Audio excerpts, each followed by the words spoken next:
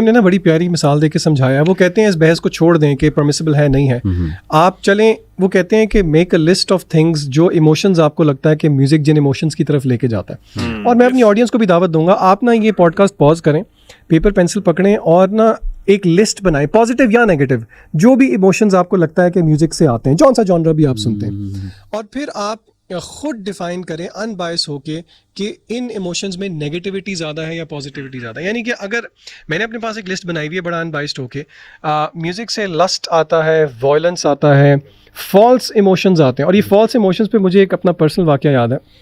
मेरे एक कज़न है, मैं उनका नाम नहीं लूँगा, शायद वो पॉडकास्ट सुनते भी होंगे। उन्होंने म्यूज़िक छोड़ा not because of religious reasons, और उन्होंने मुझे बताया कि मैंने दीन की वजह से नहीं छोड़ा। उन्होंने कहा कि, और ऐसी बात नहीं है कि वो दीन की कोई रीज़न नहीं थी, लेकिन he wanted to make this thing clear. वो कहते हैं कि मेरे इमोशंस को डिक्टेट करता था म्यूजिक। हाँ, बिल्कुल ऐसे। कहते हैं मैं सुबह निकलता था गाड़ी पे, मैं ये वाला जॉनरा लगाता था तो सारा दिन मैं ऐसे रहता था, मैं दूसरा जॉनरा लगाता था तो मेरा मूड वैसे रहता था। वो कहते हैं कि how could I let music dictate my emotion. तो फॉल्स इमोशंस होते हैं। फिर अली भाई शिर्क होता है सबसे बड़ी बात, यानी कि ये जो मजाक में हम कहते हैं ना वो इश्क इबादत है, तो मैं कहता हूँ वाकई इश्क इबादत है। इसी तरह मोहब्बत है, और इसी तरह सॉसरी है, जादू है। फुज़ैल इब्ने अयाज ने, उनसे ये बात साबित है, उन्होंने म्यूजिक को रुकिया अज़िना कहा है, जिसका मतलब ये है कि this music will lead to जिना।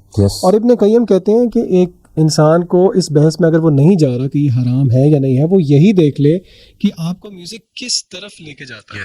और शरीयत का एक सिंपल सा एक मिजाज आप कह लें है कि वो सद्दे बाब करता है, which means it nips the evil in bud. यानी कि वो, जिस तरह अल्लाह ने कहा ना, जिना के करीब भी ना जाओ। एग्जैक्टली।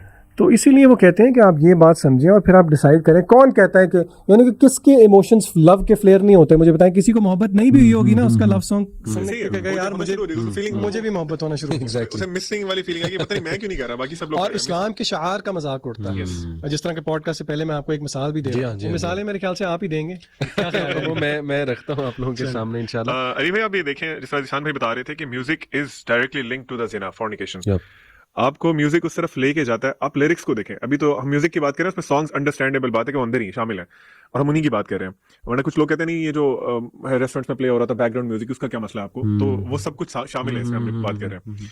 आप देखें कि जो लिरिक्स हैं वो क्या आपको क्या बता रहे हैं, वो आपको आपकी सेक्सुअलिटी को हाइप दे रहे हैं, ठीक है, और आपको एक ऑपोजिट जेंडर को पता नहीं एक फ्लैश ऑफ मीट दिखा रहे हैं कि ये कर लो, ये कर लो, और लिटरली है, मतलब कौन सा कोई पर्पसफुल उसमें कोई बात वो कर रहे हैं आपको बाय फोर्स। इसलिए कुछ स्कॉलर्स कहते हैं इट्स ऑडियो पोर्नोग्राफी। ये आपको उस तरफ लेके जाती है। एग्जैक्टली। सो आप खुद अपने आप से पूछें कि अगर आपके साथ ऐसी फीलिंग नहीं हो रही, तो फिर आपको सोचना चाहिए कि व्हाट आर यू डूइंग। बिल्कुल। आपने कभी रेस्टोरेंट्स वालों से पूछा कि म्यूजिक क्यों लगाते हैं? पूछा वैसे आपने? नहीं, मैंने नहीं पूछा कभी। वो कहते हैं बस ये आवाम की डिमांड है। नहीं, दो जवाब मिले हैं मुझे अभी तक। अच्छा। एक कहते हैं कि ये ना नॉइज, चम्मच कांटों की नॉइज पोल्यूशन को ना थोड़ा कम करने के लिए। अच्छा।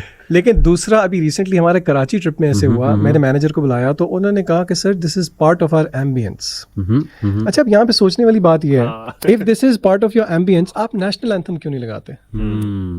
आप पेट्रियोटिक सॉन्ग्स क्यों नहीं लगाते? प्रमोट करते हैं वो इस कल्चर को, डेटिंग कल्चर। एम्बियंस का मतलब है कि वो इस कल्चर को प्रमोट कर रहे हैं। आप सोचें कि उस तरह के गाने, एंड नो वंडर व्हाई वहाँ की लाइटनिंग जो है वो इतनी कम होती है। मुझे तो बोटियां नजर ही नहीं आती सही तरह, इतनी कम लाइट। सही, बिल्कुल है। तो ये बात समझने वाली है कि ये एम्बियंस जो है, यानी कि इसको एम्बियंस क्यों कहते हैं, वो इसीलिए कहते हैं बिकॉज ये पूरा एक माहौल क्रिएट करता है। एग्जैक्टली। आपको सोचने का मौका नहीं मिलता कि मैं गलत कर रहा हूँ बैठ के। बिल्कुल। मैं आपके सामने इब्ने तैमिया का कोट रखता हूँ। He said, I have not seen anything that nourishes the mind and soul, protects the body and guarantees happiness more than looking into the book of Allah. Reading nahi, looking into the book of Allah. Or a man asked him, how much Quran should we read? He said, equivalent to the amount of happiness you're looking for. अभी आप देखें कि अभी हम बात कर रहे थे ना, सॉलिटरी कन्फाइनमेंट में कुछ लोग चले जाते हैं, और we have so many stories के वो कहते हैं एक बार कुरान दिखा दो, एक बार कुरान दिखा दो। और जब वो कुरान देखते हैं ना, मतलब उसकी मुसहफ देखते हैं, तो उनमें एक एनर्जी आती है, उसको चूमते हैं, उसको गले लगाते हैं। इमेजिन के जो हाफिज़ हैं उनमें से जो कुरान पढ़ रहे हैं, बल्कि मैं यहाँ पे सर अमार हैं हमारे एक वो कुलीग, शायद आपको याद हो, स्किल वाले। जी। उनकी वालदा की डेथ हुई बड़ी यंग एज में, यंग से मुराद इन हर 50s शी पास्ड अवे। तो उन्होंने ख़ुद मुझे बताया कि हमारे लिए इतना शॉकिंग इवेंट था कि अभी पिछले दिन वो हंस के हमसे बातें कर रही थी, अगले दिन अस्थमा का अटैक हुआ and she is gone. Ambulance में कहता मैं जा रहा हूँ, मुझे पता है शी इज़ गॉन। और मुझे इतना रोना आ रहा है, ऑब्वियसली वी कैन अंडरस्टैंड, लेकिन उसने कहा कि मैंने बस मुझे ना सूजी के अल्लाह की तरफ से सूरह ज़ुमर मैंने ऊंची पढ़ना शुरू कर दी, ऊंची ऊंची आवाज़ में, और वो ड्राइवर मेरे साथ है, वो हैरान हो रहा है। लेकिन इस साइड के इतना सुकून, इतनी सकीनत मुझ पे अल्लाह ने तारी कर दी ना, इतना कंपोजर मुझ पे अल्लाह सुब्हानहू व तआला ने तारी कर दिया कि मैंने उसको एक्सेप्ट भी कर लिया इवेंट को, और फिर मैंने नमाज जनाजा उनका पढ़ाया बहुत करेज के साथ, और ऐसी ऐसी दुआएं अल्लाह रब्बुल आलमीन ने मेरे दिल से निकाली, सुभान अल्लाह। तो ये देखें, ये क्लियर नजर आ रहा है कि वाकई it is happiness looking into the book of Allah and reciting it. तो आप जो आपने बात की ना, इस तरह की एक हदीस भी है, सही हदीस है, अल्लाह के नबी सल्लल्लाहु अलैहि वसल्लम ने फरमाया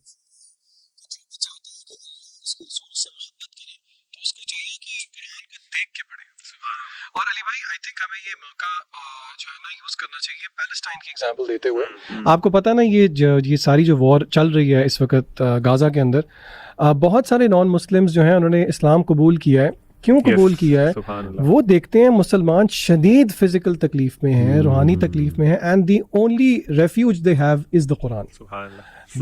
हॉस्पिटल्स जो हैं पूरे के पूरे बॉम्ब किए जा रहे हैं, एनेस्थीसिया टीम्स अवेलेबल नहीं हैं, बच्चे एनेस्थीसिया के बगैर कुरान की तिलावत करते हैं और उधर से उनकी सर्जरीज हो रही हैं। यानी कि ये किस्से कहानियां नहीं हैं, ये हकीकत बात है।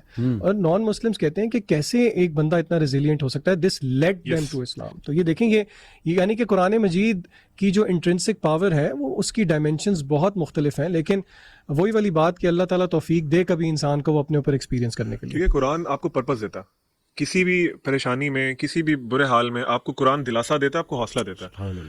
आप अपने आप को रिलेट करते हैं कुरान अल्लाह की बुक से, अल्लाह ताला के कलमात से, और देखें the one who created you is telling the solution of your problems. जिस जिशान भाई ने बात की, एक जर्नलिस्ट बता रही थी, वो कहती है मैं किसी कैंप में गई, वहाँ पे एक खातून बैठी थी, तो मैंने उनसे पूछा मैं आ जाऊँ आपके पास? उन्होंने कहा जी आप आ जाएं, और उन्होंने आवाज दी किसी छोटे बच्चे को कि इनके लिए ना चेयर लेके आओ यहाँ पे।